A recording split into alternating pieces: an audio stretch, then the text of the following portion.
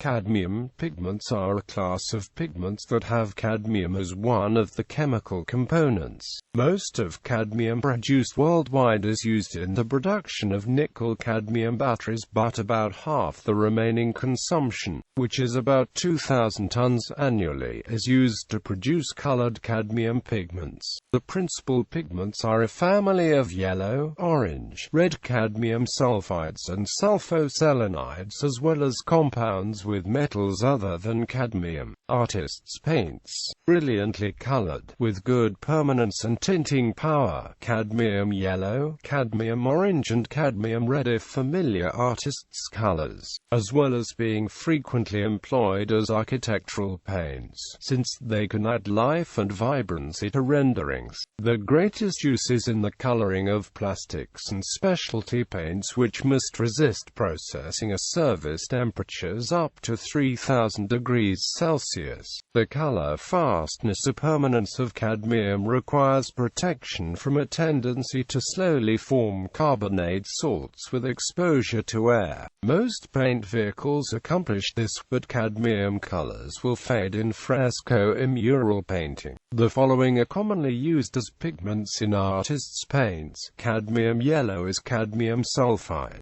CI Pigment Yellow 37. Cadmium sulfoselenide is a solid solution of cadmium sulfide and cadmium selenide, depending on the S-She ratio. CI. Pigment orange 20 as CI. Pigment red 108 is obtained. Zinc cadmium sulfide is a greenish, solid solution of cadmium sulfide and zinc sulfide. CI Pigment Yellow 35. Cadmium yellow is sometimes mixed with viridian to give a bright pale green mixture called cadmium green.